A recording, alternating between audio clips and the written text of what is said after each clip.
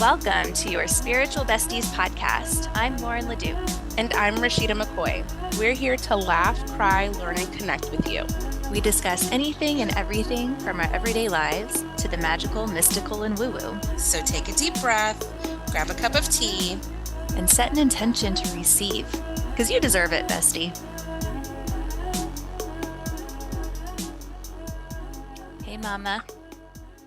Hey, Mama. How are you this morning? I'm good. I feel like I start every episode going, I'm so tired. Well, I mean, it's a fact of life. We know this, but way to try to change the energy a little bit, Lauren. Yeah. You're good? We're good. We're here. I'm good. You know what? I'm good. I feel really happy and grateful. The weather's beautiful. I'm here with friends. It's a good fucking day. Yes, I'm feeling all of it. Yeah. I have Macy here. She's kind of doing her own thing. There's been challenges with 4-year-old, Macy, but 4-year-old Macy is so fucking independent. And I'm like, okay, I kind of like this for times like this. And other times, I want to snuggle her. And she's like, what do you want? So this has been it's been a really interesting dynamic because, she's here with me full time now. And I'm really liking it. I have an appreciation for different aspects of life now, and really enjoying wanting to get outside more, just really soaking it in, her being here, because man, Lauren, I don't know what it is, but I know this is not gonna last forever, and I just want to hold on to this as much as possible. So I'm soaking it all in. Yes. Yeah. I mean, we were on a call the other day and you were laying on the hammock with her, and I just thought that was the sweetest thing. And she was all snuggled up to you, and she had this babyish way about her still. And I don't know. Yeah, it's really sweet. And you're right. We've talked about it before, but just wanting to you're in that tension when you're really present as a parent of loving the now, missing yesterday, and grieving today already because tomorrow's coming. And it hurts and it's love and it's so good. And that's the joy, right? The joy and the grief of parenthood, but it's so joyful. Yes. Well, we've got another mama here with us today, mama entrepreneur. Yes. We were just having a really awesome, we were like, we better hit record because we were having a really fun conversation before even coming on air today, about being an entrepreneur and a mama, and just letting it all be integrated and here. So I am so happy to introduce to you all Kara Payton. She's a subconscious reprogramming and nervous system expert. So Kara is an author, speaker, subconscious reprogramming and nervous system expert, and podcast host with 7 years experience working events production and team building for Tony Robbins. All around badass. And as the founder of The Unshakable Woman, she trains highly driven women to master their mental, emotional, and physiological health. Through the integration of neurological reprogramming, physiological immersion, and spiritual practices, she presents a revolutionary, fully immersive approach to the world of mental and emotional wellness. Welcome to the podcast, Kara. Welcome, Kara. Thank you so I spoke much. too soon. More badassness, right? Yeah, thank you. I wish we would have gotten a little mini podcast we already recorded about 15 minutes of before we hit record. That's the best. I love That's the best, being able to just vibe off the bat. I am so excited right now. All the things that Lauren just said, I'm like, ooh, reprogramming. Ooh, nervous. Ooh, tell me more. Tell me more. Okay, so let's start with how you. Wait, Rashida. Oh, wait, there's more? Yes, there's so much juiciness to get into, but we always start with the same question. I'm so excited right now. I forgot. You're right. We're going to jump right past away. This. Kara, we love to ask all of our guests before we begin, what is spirituality to you? Oh gosh, I love that question. Honestly, the way that I would have defined it always moves, and it's always changing for me. When I first started, it was something, well, back in the journey when spirituality meant the opposite of church, the opposite of God, the opposite of religion. It was like what it's not. And then as I moved into it, spirituality still kind of had this anti what it's not, but it was still very, very elementary and it was really rough. And it was almost like this thing that I wanted to experience, but I was programmed for so long to believe something negative about it that to be spiritual, you could not be something else, that it was either or. And as I moved into it, I realized it's not a box, it's not a category, it's not a thing. It's literally just it's like a personality trait. It's if you can resonate with yourself on a level that is more energy and less matter, and vibrate and relate to people and speak to people in a way that is kind of above the unsettled world, that you are less people, more spirit. I think that any type of way that we can, I guess, become less matter and less worried and less dense and less all of that is so spirituality in short, to wrap the million directions my mind is going in and make it like something simple. Spirituality to me is that constant running parallel with what we do on the earth and what we are meant to do with spirit. And so just how we run parallel in our lives by maintaining this whole dichotomy of I'm like this dense skin bag, but I'm also the energy underneath it. And how am I doing my job to kind of balance the two modes? I like that answer.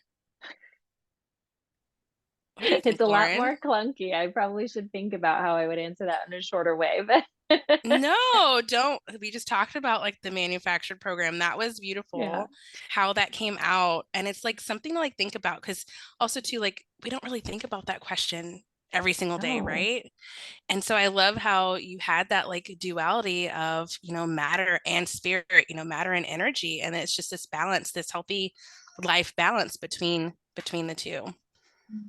Yeah, there's always this dance between like I'm human and I'm spirit, and incorporating the two and forgetting about one and remembering the other. And it's yes. it's a process. And yeah, it's not something that you can put in a box. And we love asking that question because it's so individual to every single person. I think like in the essence, there's the truth, and like a universal truth, but how we experience that truth is really different for each and every person. So thanks for answering Yeah. honestly and off the cuff too, because I think that if you prepare an answer, it's not going to be as like authentic to No, I'm who too and worried where you about are right remembering. now. Uh, Absolutely.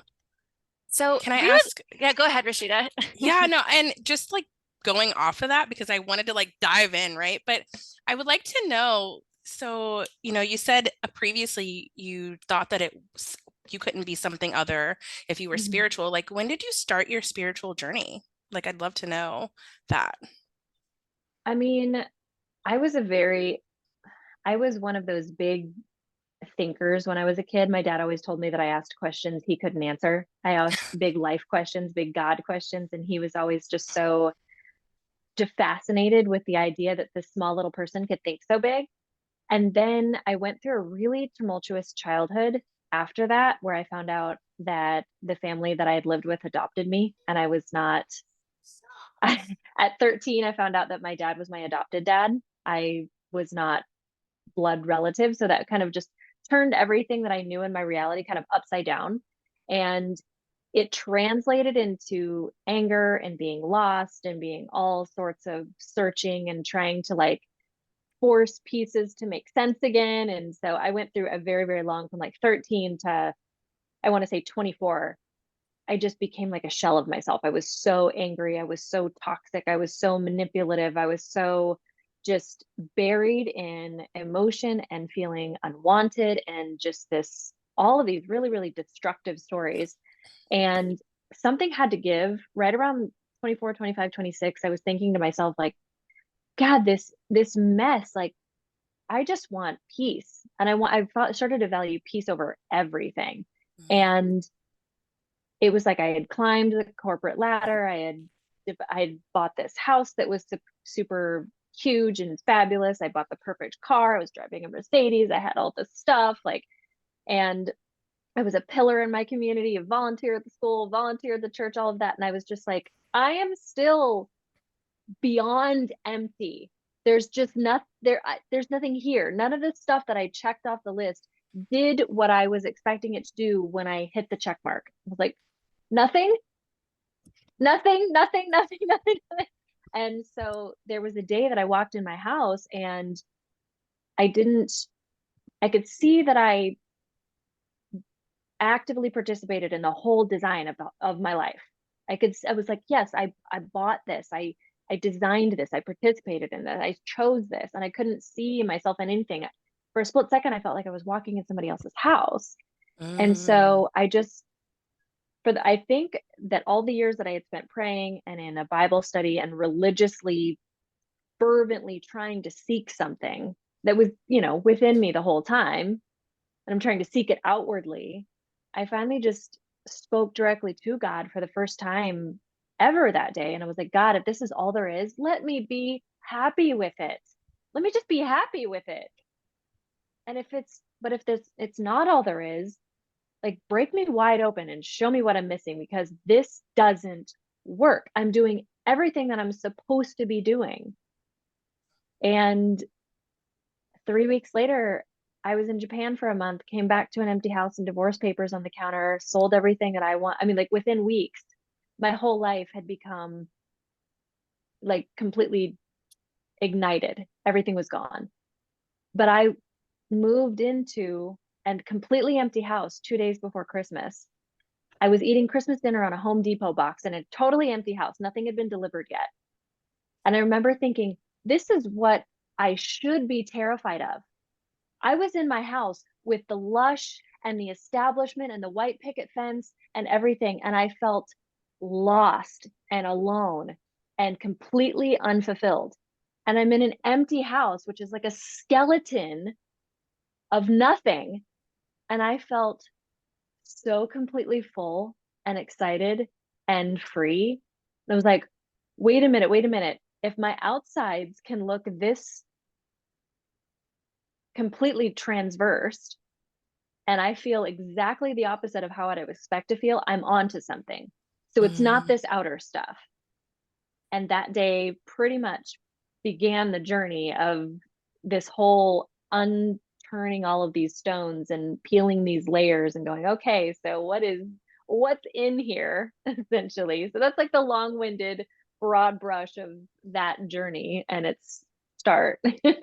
Oh my goddess. Like, my mind is blown right now. So I don't know, Lauren, if you got the same hit or not, but when you came home to the divorce papers and, empty house, like, I had full body chills. And then I don't know if you felt it, but there was like this like energetic shift in how you were speaking.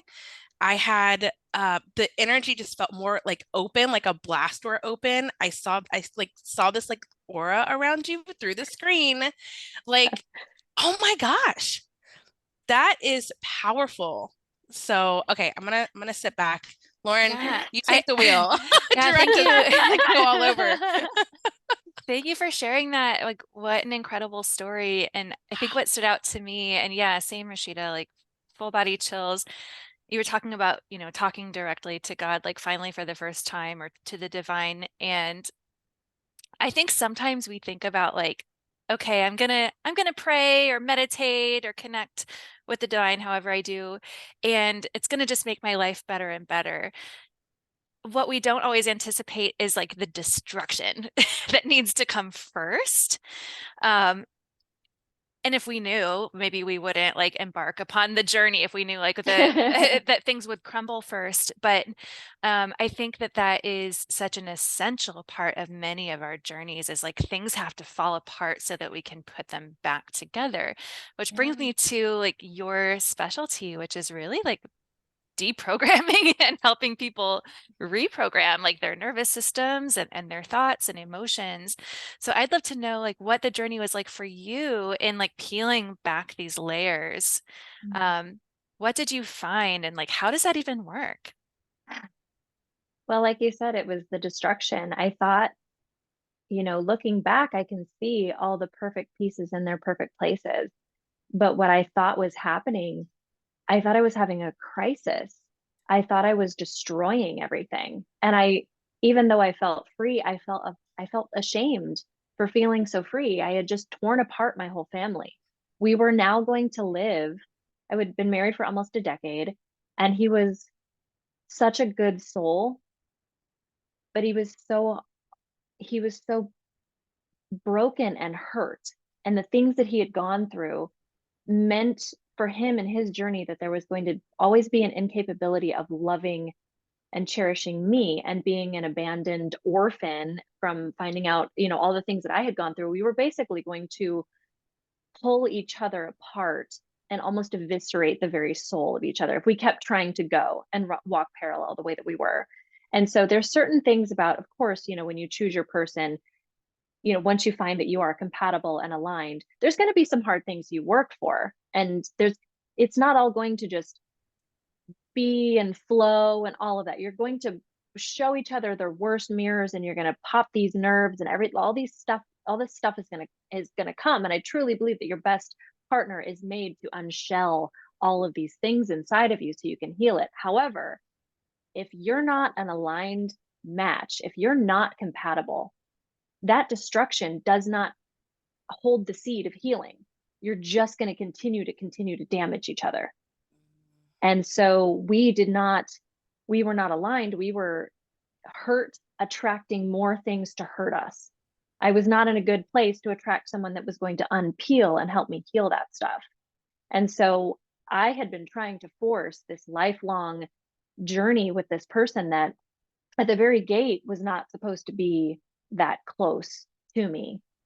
And so getting around to, all of the things that were needing to shed and needing to come apart, spent my whole life trying to add things and to build structures and to find safety and security and further pad the floor underneath me to try and well, this is hollow and this is hurting and everything inside of me is empty and starving. So more things, more things, more things, more things, more things, more things, more stability, more structure, more relationships, more connections, more importance, more status, more money, more anything that I could give. And it was still all this outward seeking. I was building this fortress around me that was doing everything that I could. Didn't realize this, but I'm trying to block the world from getting to me. But I was also trapping myself against me. And I was isolating and insulating everything in my world, trying to anything but going there. But the conflict is all the things that I was doing to create this outer world of this, I guess, this deck of cards, this glass house that I was trying to build. What I was failing to see is that my inner being was constantly calling me to go there and constantly calling me to see that. So all of these things that I would build were being destroyed all the time by this I was almost flirting with this sabotage that looked like sabotage at the time, not realizing my inner being knows where it's trying to lead me and knows this destruction is necessary to peel everything away. Because when we're searching, we think that we're searching for who we are, but we have so much crap in the way of being able to have a radar or a pulse on who we are. We have to clear that stuff away, which is the destruction. Who we're not. If you're looking for who you are, the easiest low-hanging fruit to start with is who you're not. All of these things really calling it to question, which I think is why the spiritual movement and the whole mental health and emotional wellness and the awareness of ourselves has become so massive. Because after 2020, what did we do? We spent time with ourselves. We had nothing, no distractions, nothing in the way to put in between our sight of a mirror. So many people were like, oh, wow, without a full schedule and a huge workload and the RSVPs of the people I don't really care to hang out with and the things I don't really care to do. And we had nothing but questions and the time and isolation to sit with them. And I think a lot of people realized how much of a life they had built that had nothing to do with them. And it was not anything. And so that's basically what I bring people into. They have an inner guide. I'm not trying to replace that, but they need someone that can actively, audibly, visibly be there and create safety and go, it's okay. Keep moving forward toward that. Keep moving forward. Okay, what does it sound like? You don't know what it sounds like. What does it not sound like? And moving them, kind of almost acting like an advocate for their inner being toward all of these inner wounds that they're just like, no, it's too dark. It's too far gone. I don't even remember it. It's awful. It's painful. I'm terrified. What if it means that I have to do what you do? Because they hear my story and they're like, that's all great. And that sounds really inspiring. And that's awesome for you. But you don't understand. We've been married for 15 years. No, I can't stand him anymore, but I can't imagine trying to start all over again. No, I don't want to sell my house. I don't want to quit my job. I don't want to go to Japan for a month. I don't want to I want to be able to have the transformation, but I want to fit it into my routine. This is very inconvenient the way that you're talking about it. So yeah, I essentially I try to create as much safety as I can for them to do what their nervous system is going to constantly tell them is very unsafe to do.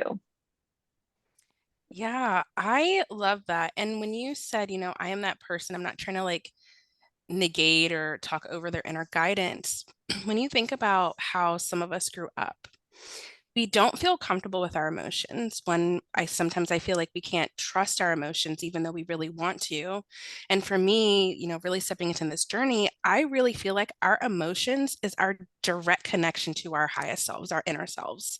And so not being able to trust that, you need that like support to lean in, because you're right. A lot of us, I feel like we do know things have to break down, but we're afraid of that. And so Yeah. instead of leaning into that, and it could look different, it doesn't have to be, so extreme, Right. but instead of leaning into that, we just rather avoid and not think and not feel and just, like you said, add all the things on to make our lives look really great on the outside. Also, too, that's what society is telling us we need to do. We need the cars, we need the house, we need the invites to the parties, and we need all of these things like this, but we don't. What we need Our is brain's like that totally direct. hijacked. Yes, yes. So I love that. To piggyback on what you were saying, it's very much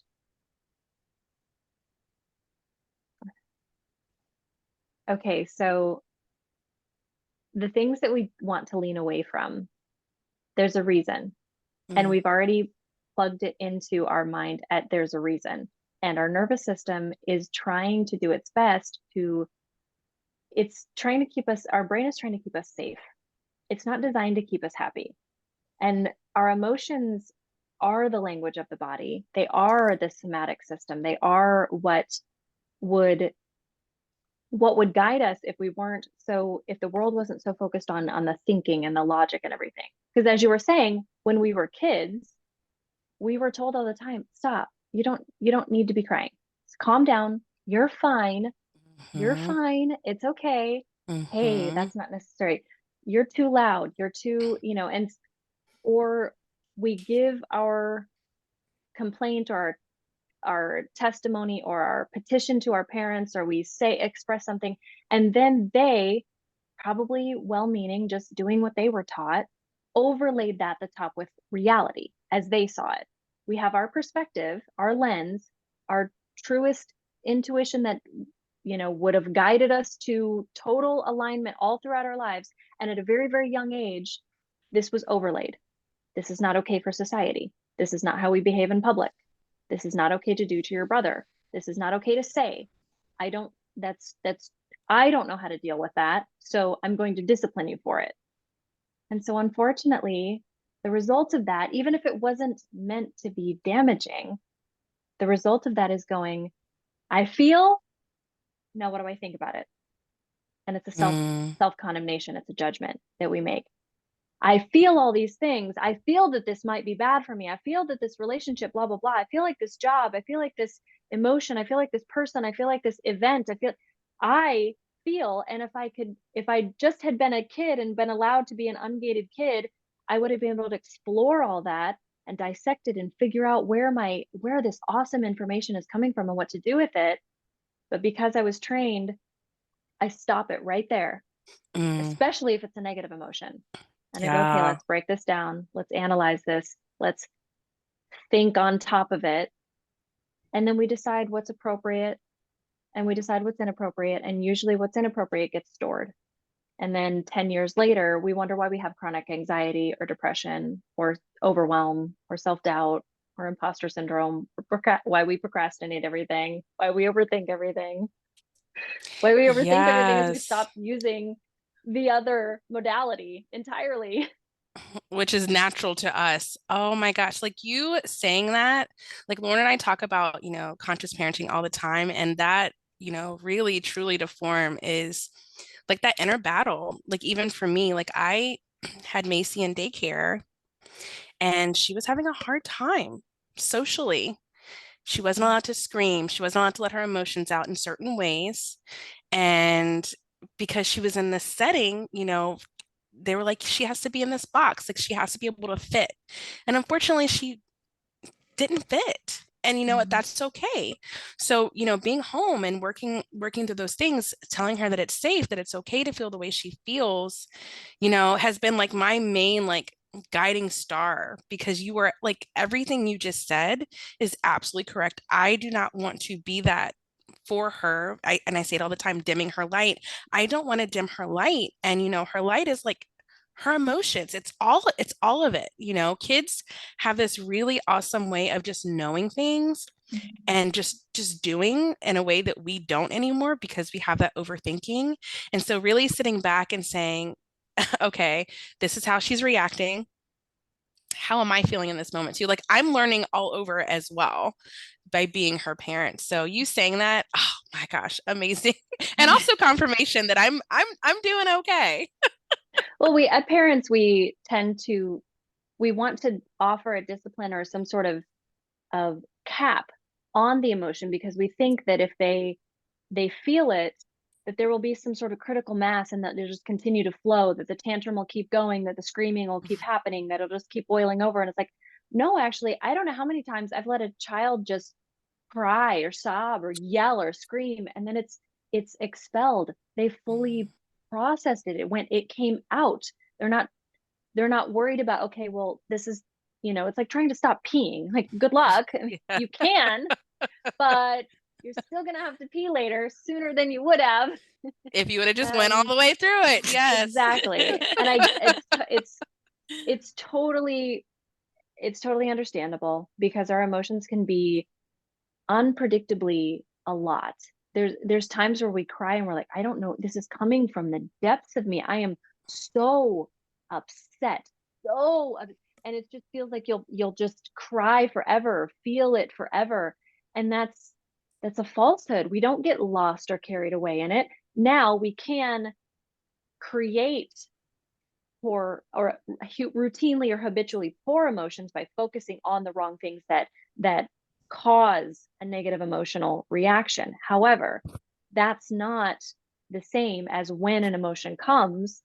Once it's happening, you can guide it, but you cannot control it at that point. You can fully expel it, fully express it, but ultimately, and you do have an ability to guide what your emotional home can be and your emotional normal or emotional habits can be by focus and thinking. And that's where the positive thought comes into everything.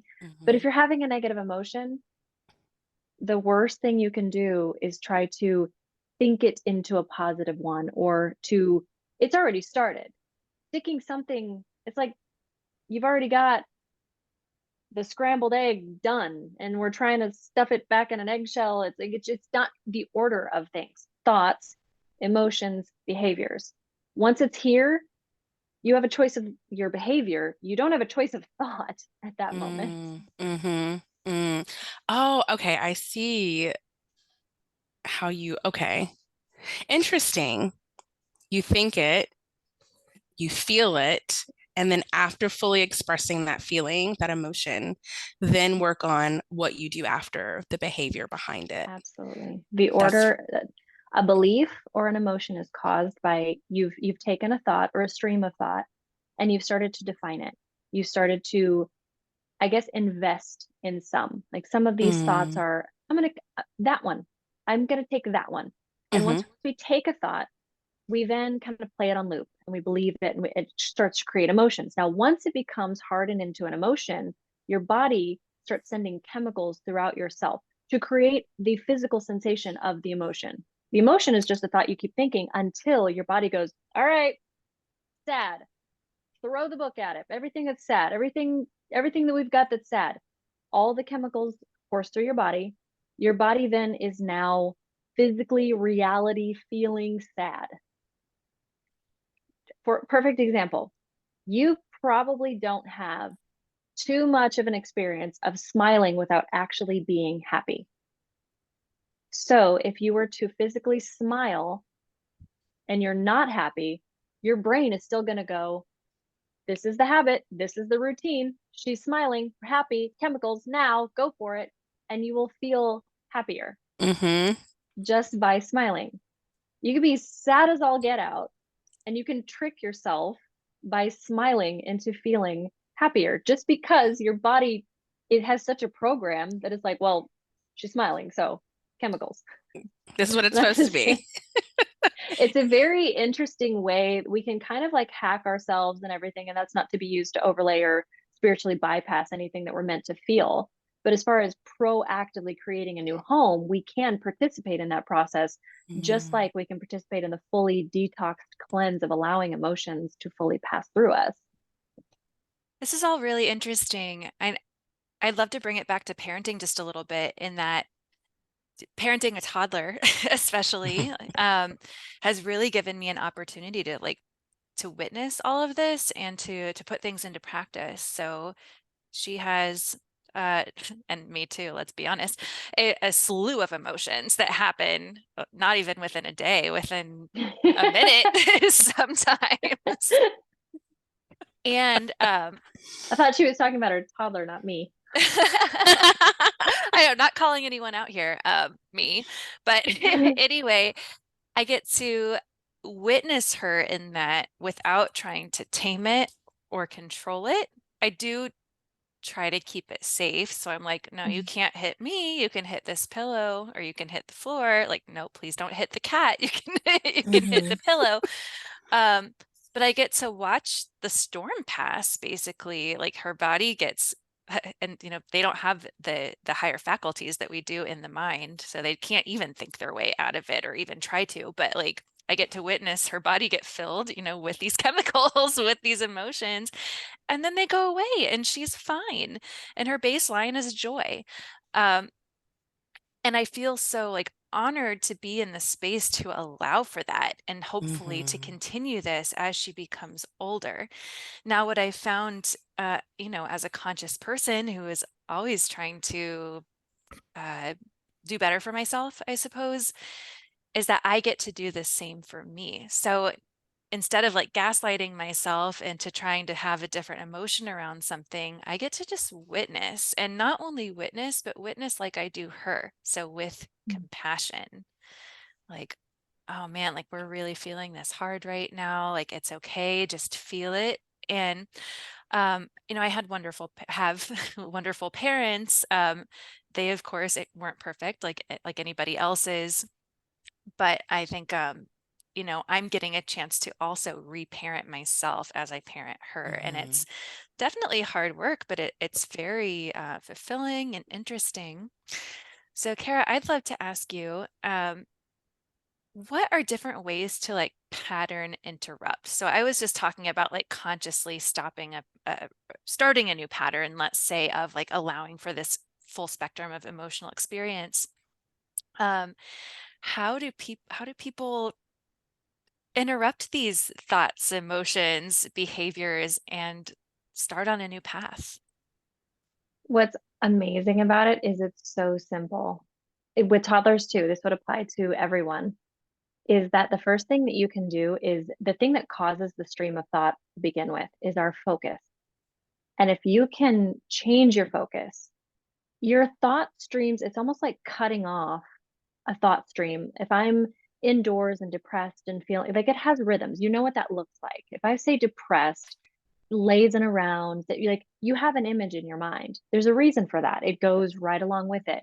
But if I were to say I'm feeling rejuvenated, you have an image. If I say I'm ecstatic, you have an image. If I there's reasons for it because it goes along the protocol. So changing your focus, if you understand that you're depressed, is there an unprocessed emotion? And if we've gotten so far as to go there, you might actually just be kind of unnecessarily holding yourself in a pattern without even realizing it. So pattern interrupts are beautiful because a lot of the times there really isn't a whole lot of reason. It's just circumstance.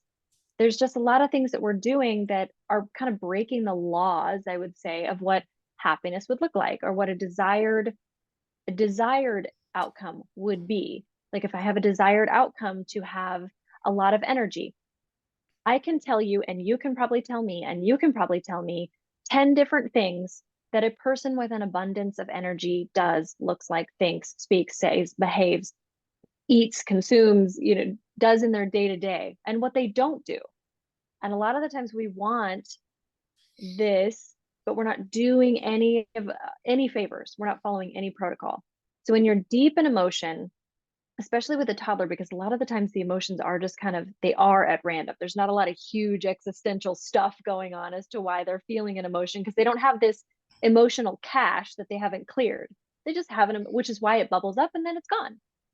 So for somebody in the midst of a storm, if you can kind of use your discernment and you see that your toddler is now getting into kind of a groove or a pattern and it's just they're flowing with that emotion that they're just flowing because now it's more exacerbated. It's not necessarily anything it's not unprocessed or anything that I'm going to damage by stopping the flow. I can change their focus. And if changing their focus, a good idea, if it's an emotion that needs to be processed or unprocessed and you don't know whether it's fully done, change their focus. From there, if it keeps happening, you probably have something that you need to give more space, more safety, and more room to fully expel. But if you change the focus and the emotion's gone, then it was just a matter of circumstance. It was just a matter of being in a scenery or in an environment where the focus was allowed to keep feeding on the information at hand. So focus is the easiest thing to go do that will change the stream of thought that occurs to us, which inherently gives us new thoughts to choose from to create emotion. Yeah, I think that's amazing. I know for like toddler, redirection is everything. As an adult, it's like, hey, have I been outside today? Um, have I like paused and had a glass of water? Have I moved my body? Like there are so many like simple, small things that we can do to shift into Exactly. a different state. And we But think it is so small. It's not just sunshine. It's not just like, no, you slept 14 hours. You're tired simply because you've been sleeping forever and your body doesn't have any reserves for energy left in it. Body at rest stays at rest. The body in motion stays in motion. It's just laws of physics at that point. Absolutely. So, Kara, I'd love to shift a moment. And I saw Rashida's face light up when I was reading this part of your bio. But how did you come to start working with Tony Robbins? What was that experience like? Oh gosh. So the moment in my house where I was audibly talking to God, like, I don't know what has gone on with my life, but this isn't working anymore. My checkbox life is not working. And this was 2015, I want to say. And right around that time, Tony Robbins was really, really making a lot of waves out there. And he had his Netflix, I'm Not Your Guru documentary came out in 2016, I want to believe. And then there was just my life before that. I felt that I was the only one everybody around me was looking down at their desks. They were paying their bills, they were going to work, they were waking up, they were going to bed, they were eating the same thing, they were having the same conversations. Everything was just that. And they were okay with it. I looked around and I saw people, it's like, you are the most blissful stay-at-home mom, or, you know, this nuclear family image. They go to church on Sundays and they, you know, whatever. They were all happy with it. I felt like there was something wrong with me because I looked around and I'm the kid at the desk that's like, I'm not, I'm bored to tears. But you guys are good. Like this whole neighborhood with your walking the dog at the same time every single day, like you guys are good with this. I'm miserable. So something's wrong with me because my everybody in my life was good with it, good with the setup. And so I think that then, because I was starting to ask this question and go on this journey, the universe started to kind of align with some of these answers. And I ended up stumbling upon a book that blew my mind. It was called Awaken the Giant Within. And he was asking these crazy questions. And then Gabby Bernstein's book, The Universe Has Your Back. And I'm like, these people think like me. Their questions, they're piles of questions about life. They're asking the questions that I used to ask when I was a little girl before I was told I don't know enough times, where I was like, well, then I'm the one who's wrong because I have the questions, not because nobody doesn't have the answer. And so I ended up attending one of his events as a participant, the Unleash the Power Within event. And then I turned right around and I started volunteering at the events. And then I signed up with Date with Destiny and I returned and worked that. I did Life and Wealth Mastery, returned and volunteered that. I immersed myself so much into it that they were offered me a staff position and I was going to fly off to Singapore.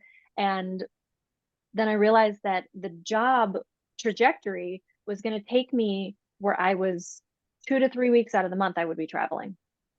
And in my mind, I'm going, crap, I have 3 children. That's not a setup. So eventually it became, oh my, I've reached the summit of where I can reach in this world. And I need to find a way to still help people and still do what I want to do and still do what my passion is, but bring it into the fold and integrate my children into it, because I can't do both if I'm going to go that direction. So that's where it all started. I would honestly, I blame Tony for so much of the transformation and so much of the immersion, and being so, immersion's the perfect word for it, being immersed in that world weekend after weekend after weekend, day after day after day after day, and having these people that are demanding that direct connection and the direct realization of their true potential all the time, and pulling themselves through lovingly and with safety, but pulling themselves through these emotional catacombs inside them and going, what's here? Instead of just taking it for granted, going, I'll deal with it later in life when I have time, or when the kids are gone, or when I can maintain with this level of stuff in my life. So I'm just not going to deal with it. Everybody has stuff. So I'm not going to face mine. Because if I go there, it's going to be the emotion that ever floods and it's never going to stop. We think we're going to turn on the flashlight in this archive of our stuff and that we're never going to come out on the other side. Like, I can't go there. That scary stuff is so beyond anything I know that I'll be able to process. The falsehood about that is, as you go in the doorway of this archive, you have everything that you need to face what's in the doorway of the archive. And as you deal with that and move further, you're going to be equipped with everything that you need to be able to deal with that level of things. And we think that it will just overtake us and overwhelm us. No, because it's not an overwhelming process. You don't just become privy to all of your unresolved trauma or wounds or mistakes or failures or dreams or unmet misalignments in who you've become. You qualify yourself every single step. You go 3-4 layers deep in. Well, you've had 6 months, 7 months, 2 years, 10 years of practice to get you to that point. You now know how to deal with it because you've been equipped and the universe has guided you and given you things that you can now use as tools to handle what you get to when you get there. So that's it. The Tony Robbins world. led to Marie Forleo, led to Gabby Bernstein, led to the magical people that are in my day-to-day life who I'm so fortunate to call dear friends. The podcast I'm about to do right now, my good friend Ken Jocelyn, by far one of the most amazing stewards of friendship along the journey that I'm in now. But years ago, it was a giant man named Tony Robbins.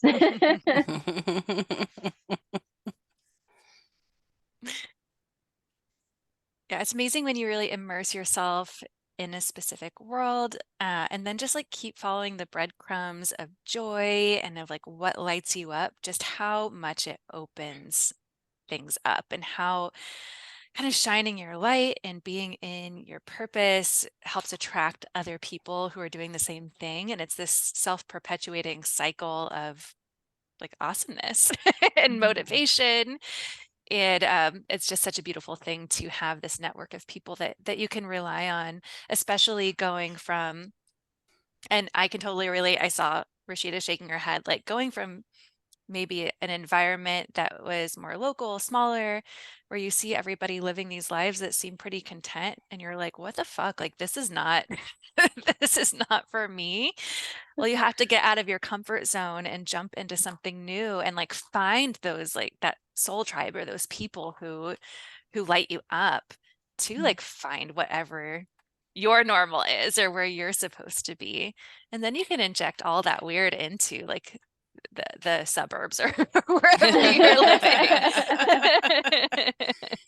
Yeah, it like resonates so much. I told my spiritual awakening story, and that point of like, what is wrong with me? Like, why am I not happy? Like, why is everyone else just super okay with what's going on, and I am just like miserable? I feel like we can always get to that point, and that's how like retrospectively when you think about it, like that you're ready to like take that step or take that leap into something more.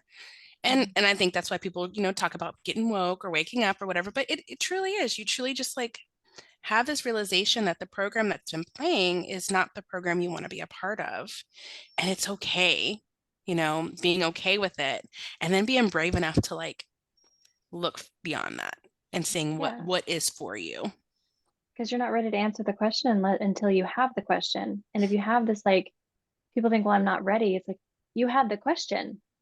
That's You ready? Your inner being asked a question. It is not only your duty to answer it, but you are equipped to answer it. Otherwise, you would not have yet gotten the question. You went all the days prior that I was in that neighborhood, and I was perfectly fine I was still content. My questions were not yet answered, and I was answering them with different things, and I needed to get to the end of those practices and those routines before I realized, okay, well, I've done everything I can do, and I still have this question that's not being answered. So I had to look for what else. And it's always in the last place you find. So if you're having anybody that's listening, if you have this inner itch, this scratch, this thing that knows, that's it. That's all you're ever going to get. That question, that's the seed. That already means you're ready and equipped to answer just that, because it starts as a small question and then they get bigger and then it gets expanded and then expands, and you will have the answer, and the way that you answer the tiny little seed question is going to prepare you to answer the bigger one, and that will prepare you to answer the bigger one. It's not terrifying. It seems terrifying. Your brain tells you it's terrifying because your brain likes the same. It does not want change. It does not want you to pass go and collect $200. It wants you to stay on the crappy little Monopoly corner. Just stay in your lane. Yeah, I love all of that. Kara, let's talk about your program, The Unshakable Woman. What are the qualities of an unshakable woman, and how do you help people get there? Oh gosh. The biggest thing that I could say right off the bat, the unshakable woman is a woman who keeps her promises to herself. Intrinsic promises and day-to-day every routine promises. She does not abandon herself for the world. She may have spent her lifetime doing that. She may have spent her whole life feeling lost or doing things to be chosen, or trying to find a way to best position herself without any sense of inherent self-worth. And maybe by the time she gets to me, she's basically given pieces of herself away to everything to try and buy whatever she thought it would bring. And a lot of us are searching for love. A lot of us searching for security or safety or financial freedom, or a lot of us are searching for, no judgment, but status and finances and they realized it doesn't work. And so they now are left with alone with this shell of themselves, and they realize I'm a skeleton, and something has to be changed. There has to be a better way to go about my life than the way that I was doing it. And the Unshakable Woman is a program that literally covers the first quarter is our health, be it mental, emotional, physical. We have to put our airline mask on ourselves first. I have to get the women that come to me, I have to get them 100% solid. I have to get them completely sustained, which is usually the point of most resistance, because they're like, no, just give me the relationship and I'll be fine. You just give me the relationship and I'll worry about me. And it's backwards, but it doesn't feel good, because instant gratification of having a lot of money, we think, well, that'll be fine. But then we see people on vacation who are miserable, who can't enjoy it, who can't be there. But then you find people in third world countries who don't have any finances whatsoever to rub together. They have to go get their own water. They live on, and they're the happiest people on the planet. And so we have to find a way to create a solid being, and our connection with ourselves is the key. Because once you're done with the first quarter here, I noticed that most of the women at the end of the very first quarter, with the nervous system resets and the subconscious reprogramming and healing these core wounds and all of this trauma and all of these limited things that they believed that limited them, because there actually is no such thing as limiting belief, but I'll get to that maybe. The subconscious stuff are the lumps under the rug that we don't realize are holding us back. And so most of the women, once they get to the end of the first quarter, by the time we get to the relationship side and the financial side and the entrepreneurship side, they're good. That's just gravy. That's just bonus. That's just fun play and creation. By the time we get to relationship, we're like, yeah, whatever. Let's dream it up. Like, who and what and how cool, and wouldn't it be nice if, and they're already dreaming their lives up, but they're in such a vibrational space that they can now attract anything that they want, because they realize what life's about and how to live it, and how we are supposed to fully show up to this freaking unbelievable miracle that is waking up in life. That is such a neat concept of life. Like, we do this whole thing. We wake up, we are bodies transcending and trying to relate to spirit and each other, like all of us, and then nature, and then the concept of life is a freaking miracle in and of itself. And by the time the first quarter's over, they know how that mechanic works, that whole mode of operation. So quarter two is relationships, intimate, family, the world, clients, etc., how we relate to everyone else, and then financial, the tools to play with it all. But by the time first quarter's over, they're so primed and ready to just create for the sake of open creation that they're like, yeah, let's change the world at that point. Wow.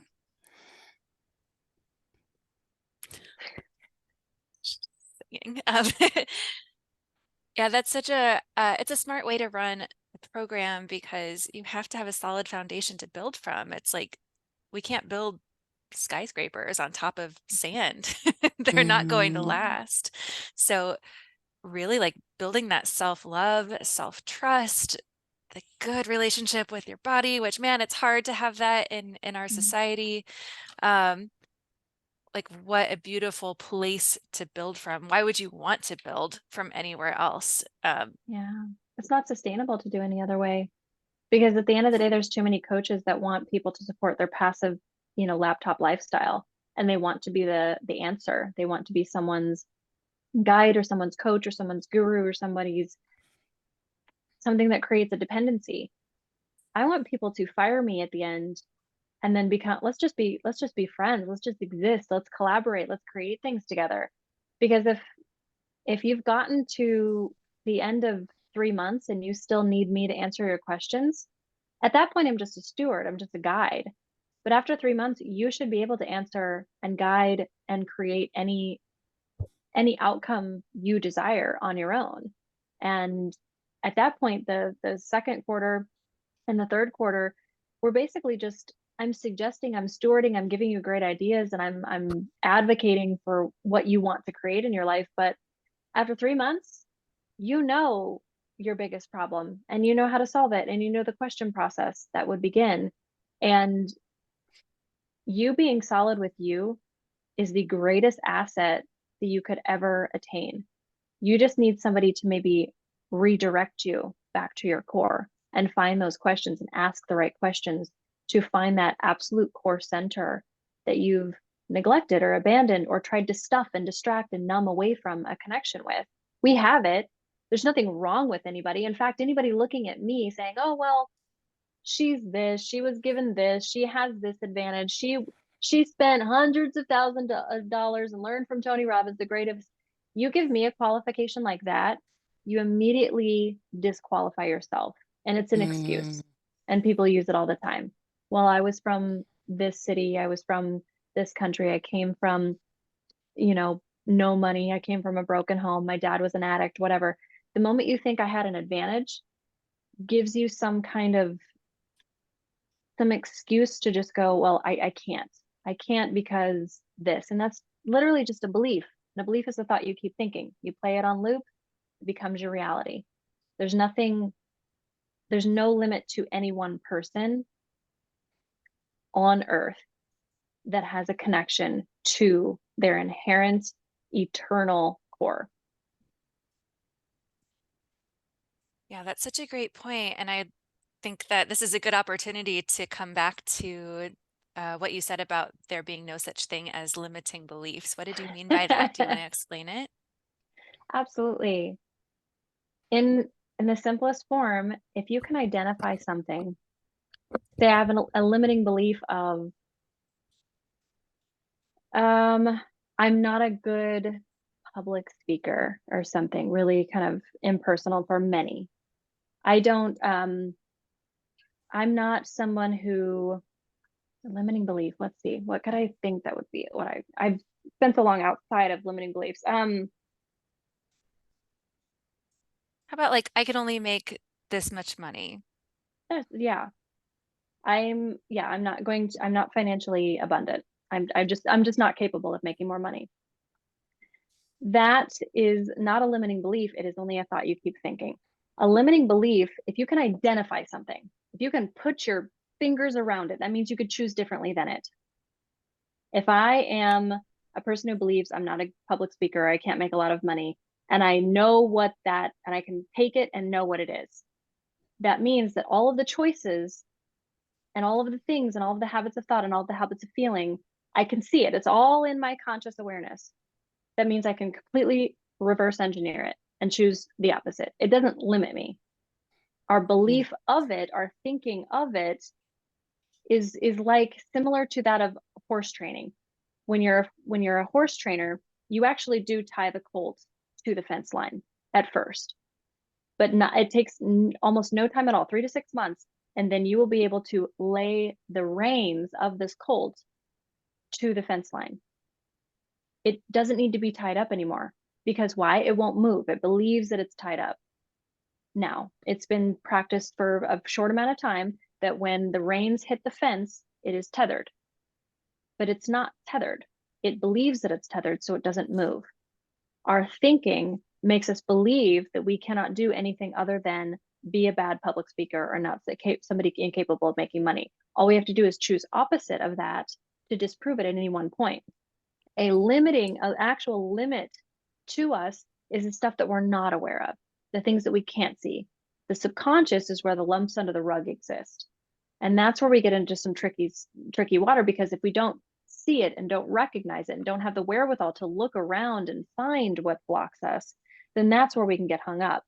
But all it takes, subconscious is not some weird ethereal ooey gooey place that's like super complex and netting that we can't, you can go into your subconscious yourself. There's no gatekeeper. There's nothing keeping us from it. It's just an awareness. Once we have an awareness of it, it pops from a lump under the rug to our awareness, and then we can choose differently.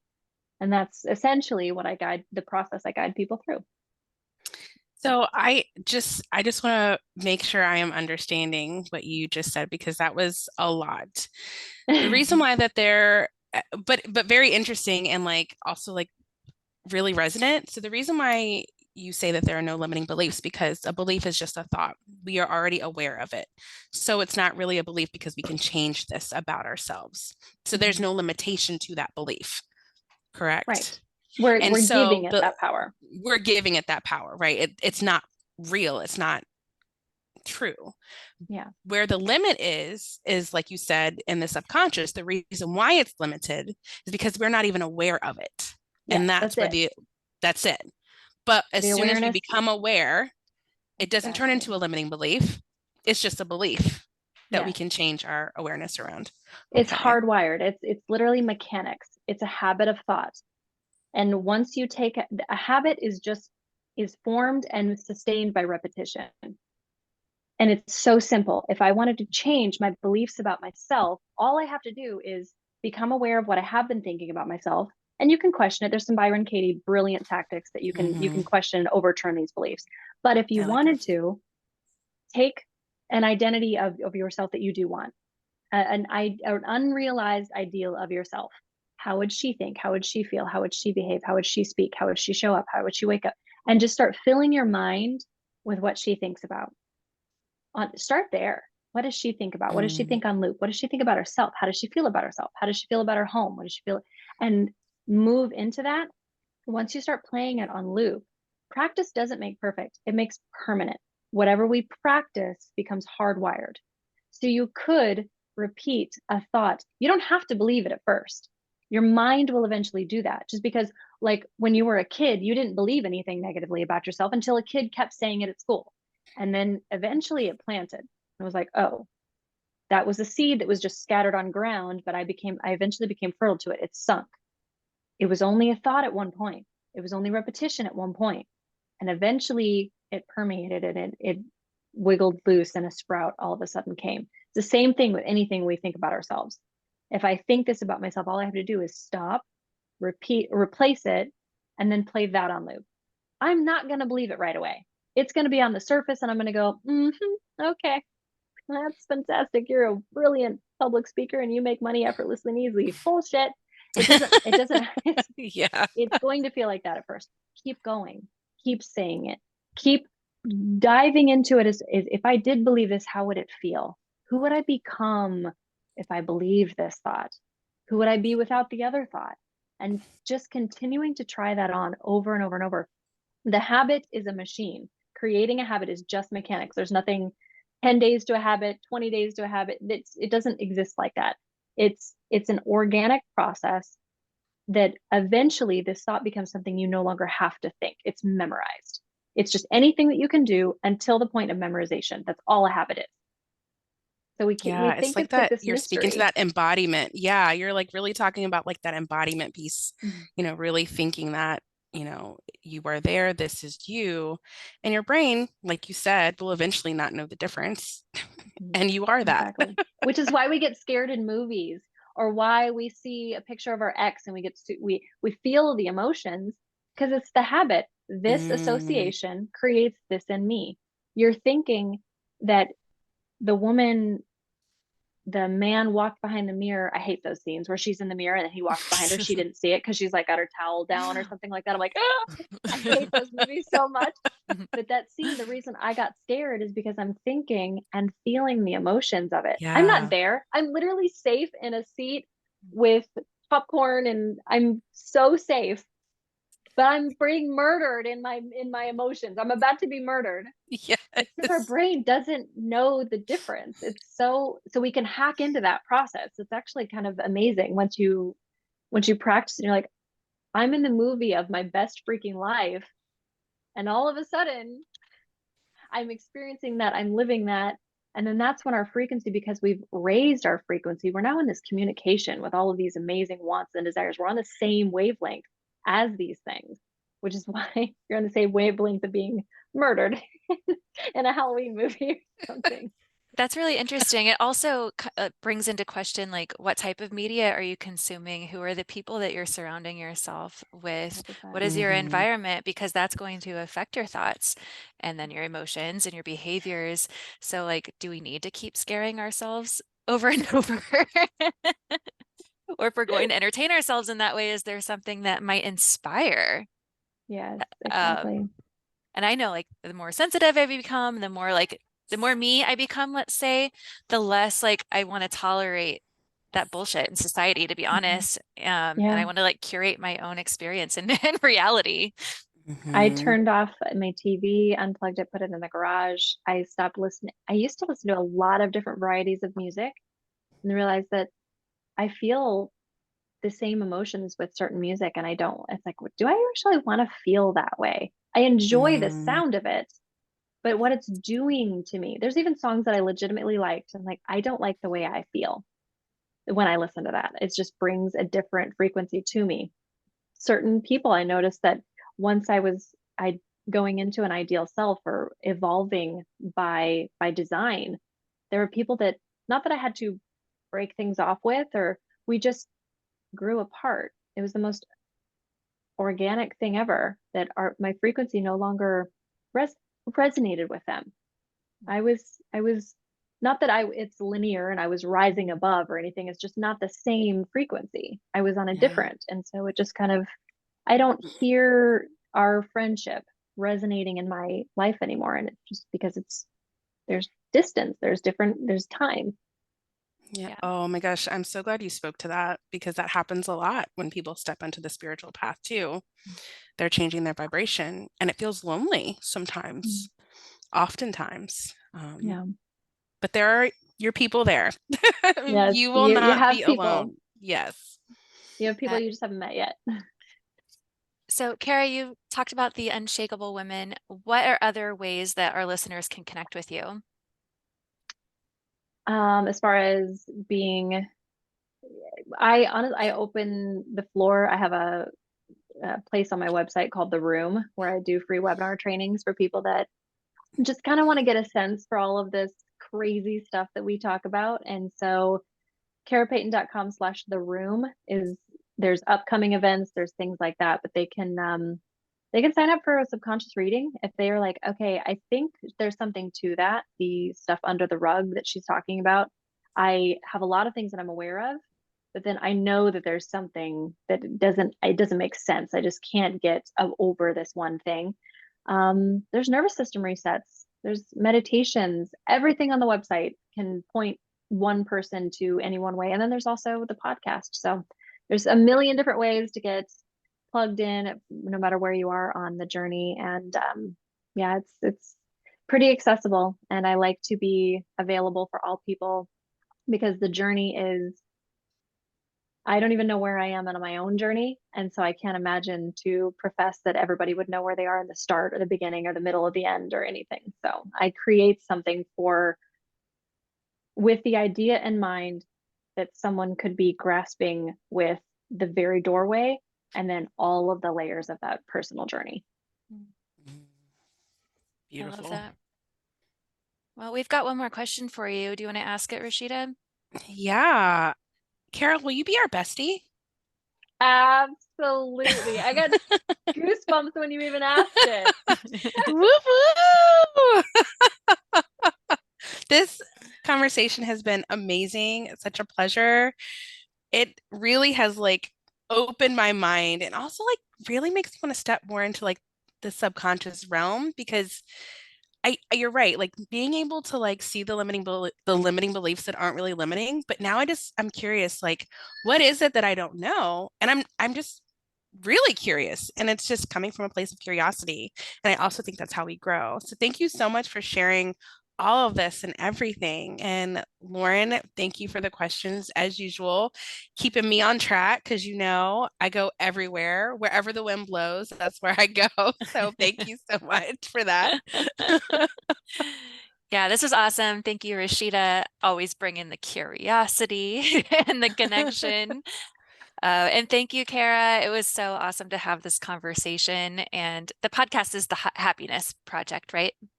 The Happiness Habit podcast. Habit. Oh, I'm so sorry. The Happiness You're Habit. Good. Yeah. So make sure you go listen to that. I know I'm a podcast binge listener. So like give me all the positive, transformational content. Exactly. It all up.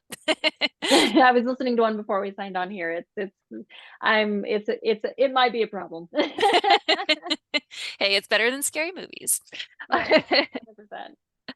All right, ladies. Well, thank you so much. This was such a great episode, and we will talk soon. Bye-bye. Bye, besties.